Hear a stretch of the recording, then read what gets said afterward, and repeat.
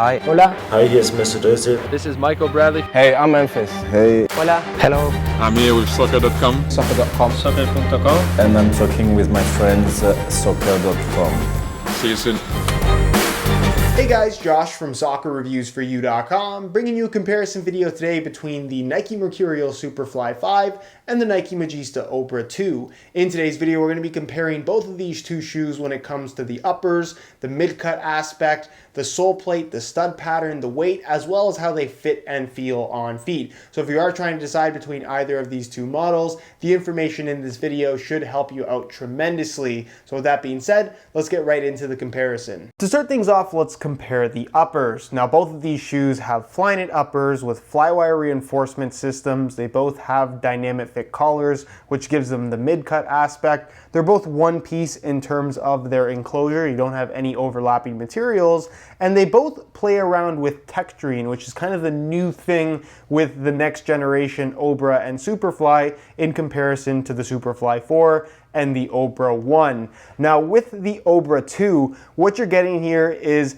texturing in the form of this kind of heat-mapped podular system where in the zones here that you can see are a darker color, in this case pink, you're going to find more texturing as opposed to the lighter colored areas where the texture, while it's still there, kind of tapers down a little bit and it's not quite to the same extreme. And then again, it gets more intense right here in the midfoot and right here on the lateral side of the shoe, the two main parts of your foot that are going to be making contact with the ball quite a bit. Now with this podular system, you have raised points that are raised as high as 4.5 millimeters from the very lowest point of the upper. So you're not necessarily adding thickness to the material, you're just giving it this wavy texture. So when you do make contact with the ball, the texture flattens out and it gives the shoe a somewhat dampened effect while still maintaining really, really good feel, which is kind of interesting. So the upper is not thick, the upper is not overly padded, but it does have a dampened sensation while maintaining the softness and sock-like feel that everybody loved from the first generation Obra with its Flyknit upper, and something you do get to a certain extent from the Superfly model as well. But that for me is the most distinctive characteristic of the Obra 2 in that it's not a bulky shoe by any means, but when you do make contact with the ball, it does have that nice dampened sensation that I'm personally a very big fan of. With the Superfly 5, what you're getting here is a speed rib texturing. So instead of kind of having a podular system, you have these lines that run horizontally across the upper, where there's a variation in thickness between 1 millimeter in the colored spots and the black areas are 2.5 millimeters thick. So you have not the same extreme of texturing as what you're going to find on the Obra 2, but still something that is noticeable to the touch, not so noticeable on the ball. In comparison to the previous Superfly, this does have a slightly more padded sensation to it. It's definitely thinner though. It does provide more of a barefoot feel overall. Definitely thinner feeling than what you're going to find from the Obra 2, and provides what I would consider to be more of a pingy sensation, if that makes any sense. If you've worn thin synthetic shoes before, you know exactly what I'm talking about. But again, because it is a Flyknit material, it does have kind of a soft quality to it, so it doesn't feel overly harsh in terms of just having no padding at all. There's a little bit to it. If you want that zero padding sensation, you're probably better off going for the Vapor model as opposed to the Superfly. But again, it's nice and thin, it fits extremely well. It does have that sock-like level of comfort and flexibility to it, and a little bit of texturing. It doesn't really provide too much in the way of grip on the ball. It's just there mainly to give you a nice amount of flexibility, a good natural barefoot sensation, and it also adds a lot of structure to the upper while eliminating a lot of internal structure that we got on the original Superfly. So again, it's a little bit thicker than the first Superfly, but still provides a barefoot sensation and feels just a lot more natural and flexible on your foot, which I definitely think is a good thing. So again, if you want more of a barefoot feel, the Superfly 5 is definitely the way to go, whereas if you're looking for something that I would argue is perhaps a little bit more unique in terms of having this kind of unusual dampened sensation, that's kind of what you get from the Obra 2. Aside from that, they're both finished off with a Nike skin texturing, which basically just protects the Flyknit and also gives you a less slick finish on the ball. Not necessarily something that I would say is grippy like a rubberized element, but just so it's not completely slick, very similar to what we saw from the first generations of these two shoes. You have flywire cable systems that function pretty much the exact same way, straight up and down cables that run from the base of the sole into the lacing system, giving you a nice lockdown sensation when you do pull the laces tight. Obviously the fit is a little bit different from these two shoes, which we'll talk about in just a second, but the actual way the upper is supported is for the most part the same. And then of course you do have ACC all conditions control acting as your wet control element on both of these two shoes. You can see the branding very clearly marked. But again, it's one of those elements that, in my opinion, is not really a make or break feature. It's something that you really shouldn't be focusing on if you're trying to decide between these two models. Next, let's talk about the collars, the mid-cut aspect of these two shoes, which is part of the reason why the Obra and the Superflies have become so popular over the last couple of years. Now, I'll say this right off the bat. Having a mid-cut shoe, having this collar wrapping your ankle, has nothing to do with the fit. It's not going to impact performance. There's no advantage to having it. It's not going to restrict mobility. It's not going to provide ankle support. It's not really going to provide protection aside from the thin layer of material that wouldn't otherwise be there. And for the most part, these shoes could exist without the collar. They're there as extension pieces that look cool, separate themselves from all the other shoes, and that's about it. They'll feel a little bit strange the first time that you wear them if you haven't worn a mid-cut shoe before, but after about 20 minutes or so, you'll forget that it's there entirely, and like I said, it just exists as part of the shoe, not necessarily something that impacts performance in any way. Now, design-wise, they are different, and it's worth talking about, which is why I'm mentioning this in the video at all. Now, the collar on the Superfly 5 is kind of the same design that we've seen on all the other mid-cut shoes from Nike up until the Obra 2. It's pretty much just a perfect cylinder, an elasticated Flyknit material. The difference between this and the Superfly 4 is that the actual material on the very back here, the fuse part that we had on the Superfly 4, is kind of gone on the Superfly 5, which just makes it a little bit more flexible and more comfortable. And then the actual heel counter internally is cut a little bit lower, so the fit's more open. You don't necessarily get that chafing sensation. It's still recommended that you really take your time with them when you break them in and when you wear them for the first time, just because any of the mid-cut shoes, because of this design, it does fit a little bit different. So take your time with them. Don't wear them straight into a game or straight into a free kick session. You should be able to break them in without any issues. And you really don't have to experience blisters, again, as long as you break them in slowly. With the Obra 2 though, the collar is a little bit more, I guess, advanced in terms of its design. Again, no performance advantage. I just personally prefer the way this fits and looks. So as you can see, it's not a perfect cylinder. It does have a little bit of shape to it.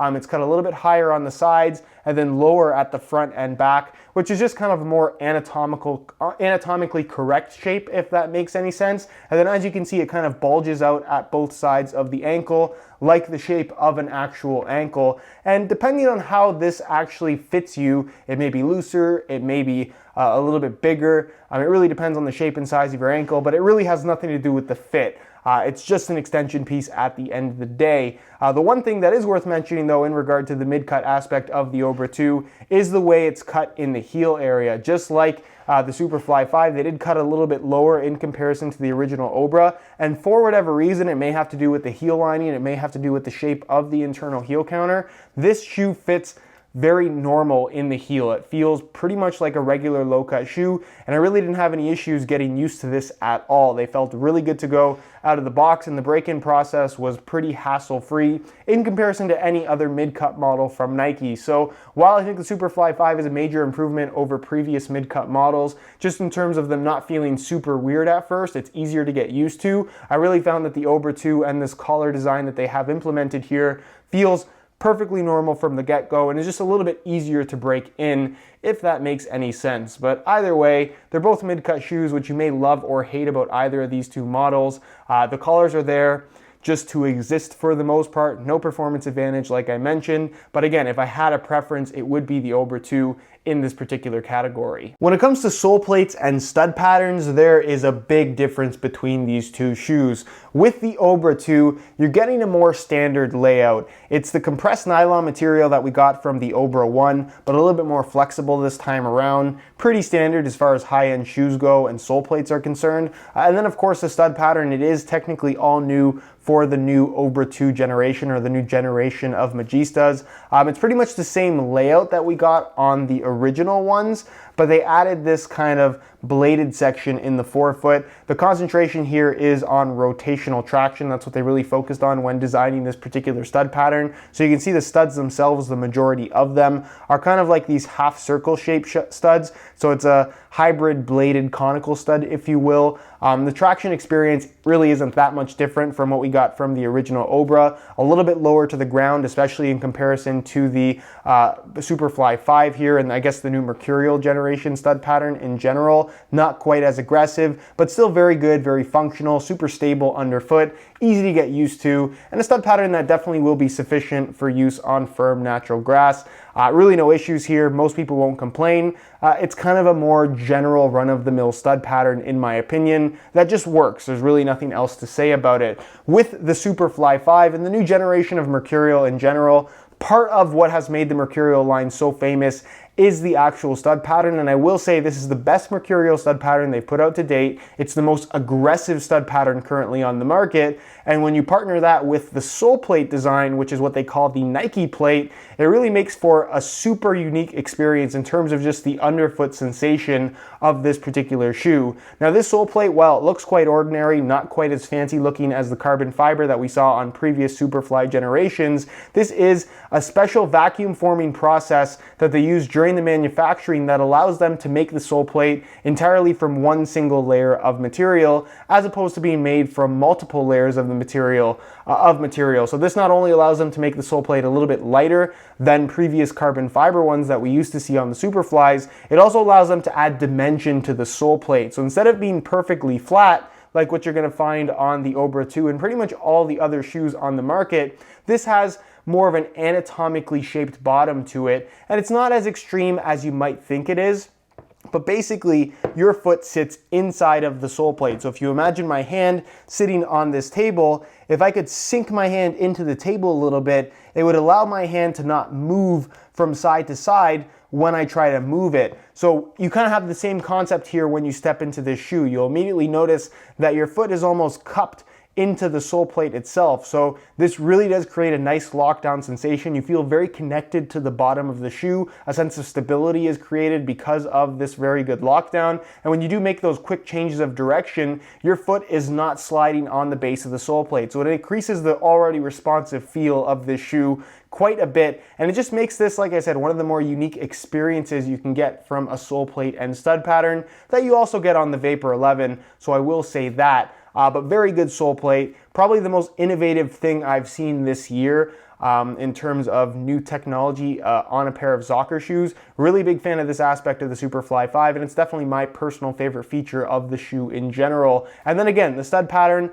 all bladed studs, they're all the same shape, they're all pretty much the same length, they're just angled differently at different parts of the bottom of your foot, and the traction you get is tremendous. Tons and tons of bite when pushing off in any direction, and on firm natural grass, if you're just looking for the most aggressive traction possible, you really cannot go wrong with these. In my opinion, the most aggressive traction currently available. And again, they're just very different shoes in terms of what they have on offer. This has kind of been there, done that as far as technology and feel is concerned, which there's absolutely nothing wrong with. It's just a little bit more simple. But if you're talking about just being more technologically advanced and something that is different enough to where you actually will notice a difference in comparison to other shoes that don't have the same technology, that's kind of what you're getting here with the Superfly 5. So both shoes aren't for everybody, I definitely will say that, but that is definitely a major difference when you're comparing the Superfly and the Obra. The traction in the sole plate, very, very different. When it comes to weight, there definitely is a difference between the Obra 2 and Superfly 5, and with that said, I don't think it should be the deciding factor if you're trying to pick between these two, but I'm going to show you what the difference is nonetheless using this scale in real time. Keep in mind these are both technically the same size. The Superfly 5 is a 9 US, the Obra 2 is a 9.5, but the Obra line does run half a size smaller. The Magista line runs half a size small, so the fit is the same despite them technically being different sizes, if that makes any sense. Nonetheless, let's start off with the Obra 2. Throw them on the scale, and you can see that they weigh in at 7.6 ounces, the equivalent of 216 grams. So not quite as light as the original Obra, but not much heavier either. You're talking about a weight difference of about 0.2 to 0.4 ounces, which is pretty minimal. And again, they're in the 7 ounce range, which is pretty light nonetheless. So I'll pull these off and we'll throw on the Superfly 5. And you can see that they weigh in at 6.7 ounces, the equivalent of 189 grams. So you're talking about a weight difference of just about an ounce, with the Superfly 5 being the lighter of the two. Under 7 ounces versus in the 7 ounce range. It's not a huge weight difference, but I will say that it is somewhat noticeable in hand, definitely more noticeable on feet. But I think the reason why it is so noticeable is just because of how different these two shoes fit and feel. The Obra 2 is a little bit more of an open, definitely wider fit overall, where the Superfly 5 is a much tighter fit. It wraps your foot very closely, and then with the very connected feel that it has because of that Nike plate sole plate, it just gives the shoe a different experience overall. So if you're looking for the lighter feel of the two shoes, definitely the Superfly 5, but it also has a completely different fit, which is worth keeping in mind. When it comes to fit, these two shoes are very different from each other. They have an entirely different shape, which impacts the feel, which impacts the fit, and it really depends on your own personal preferences in terms of determining which of these two shoes is gonna be more comfortable based on what you like, if that makes any sense. If you want a tighter fit, I'll straight up say the Superfly 5 is the way to go. If you're looking for something that is a little bit wider, a little bit higher volume, not like it's squeezing your foot, then maybe the Obra 2 is the better option for you. They both fit really well. They're both comfortable shoes given their respective differences when it comes to fit. Again, it really just depends on what you're looking for. With the Superfly 5, as true to the Mercurial line, it does have a tighter, more narrow shape to it. It fits very, very snug width-wise all the way through the entire shoe. You're not really gonna get much stretch to it just because of the Flyknit material. The same goes for the Obra 2. For the most part, the way these fit out of the box is the way they're gonna fit for their entire lifespan. The lockdown sensation you get because of the tighter fit is a little bit better with the Superfly 5. And of course, because of that anatomically shaped Nike plate sole plate, you do get a very locked in, secure, kind of connected sensation to the shoe, which I think is one of the stronger characteristics of the Superfly 5, but a fit and feel that isn't necessarily for everybody. If you like a super snug fit, there's a lot to like about the Superfly 5, but like I said, if you want something that's perhaps a little bit more roomy, definitely wider overall, a little bit more of a higher volume fit, but one that still fits nice and snug. There's not a lot of extra dead space in the shoe, it's just a different shape. That's kind of what you're getting here with the Obra 2. They're both very, very comfortable. I personally just prefer the overall feel of the Obra 2, but again, that's my personal preference. Yours might be a little bit different. Width-wise, like I mentioned, the Superfly 5 is on the narrower side, but I think it still will fit most people. If you've worn Mercurials in the past and you liked how those felt, you're unlikely to have any width issues with the Superfly 5. And the Obra 2, it will definitely fit most people as well. But again, you're not really gonna get much stretch out of these two shoes. It just depends on what type of fit profile that you're looking for. As far as sizing is concerned, these don't run the same as far as size goes. The Magista line runs about a half size small, so instead of wearing my usual size 9 US, I bumped it up to a 9.5, and the fit and the length is absolutely perfect. So if you're looking at the Obra 2, I'd recommend going a half size up. And if you're looking at the Mercurials, they run true to size. I'm wearing my usual size 9 US, so if you are looking to order a pair, going true to size is recommended. The last thing to talk about in regards to fit with these two shoes is the heel and ankle area. They're both mid-cut models. And again, I just find that the Obra 2 out of the box just feels more normal. That's not to say that the Superfly 5 is uncomfortable in the heel area. It just takes a little bit of getting used to. So from a break-in standpoint, you definitely will find that you may have a little bit of an easier time with the Obra 2 if you're comparing the two side by side. But again, it really depends on what type of fit and feel that you're looking for. That's how you should be basing your decision. All right, guys, that is it for my comparison between the Superfly 5 and the Obra 2. These are both very, very good shoes, definitely better than their predecessors. But again, very different shoes at the same time, and it really depends on your own personal preferences as to whether or not you're going to prefer the Superfly 5 or the Obra 2. One isn't better than the other. They're just different things entirely. As far as what my personal preference is of the two, because I know a lot of you guys will ask, I do prefer the Obra 2 over the Superfly 5, but mainly because this is just more along the lines of my style of shoe. I prefer the slightly wider fit. I prefer the more padded kind of dampened sensation that it provides, and it's just along the lines of what I tend to prefer. I think the Superfly 5 is a tremendous shoe, very, very good performer, but again, not necessarily the type of shoe that I personally enjoy wearing. But again, you have to make your pick based on your own personal preferences and what you like to wear. So with that being said, hopefully you enjoyed this video. If you did, be sure to support it with a like. If you have any questions at all regarding either of these two shoes, leave them down below in the comment section and I definitely will get an answer out to you. If you are interested in either of these two shoes, you can check out the review pages on my website. They'll both be linked down below in the description of this video. There'll also be a little pop-up on screen. You can click the little eye and that'll take you directly to the review pages as well. And on those pages, you will find buy it now links with exclusive SR4U coupon codes where you'll be able to pick up either of these two shoes below their normal $300 retail prices. If you guys are not subscribed already, be sure to hit that subscribe button for daily videos on all the latest and greatest soccer gear. You can find all my social media information linked in the description as well. And other than that, guys, hope you enjoyed today's video. And as always, thanks for watching.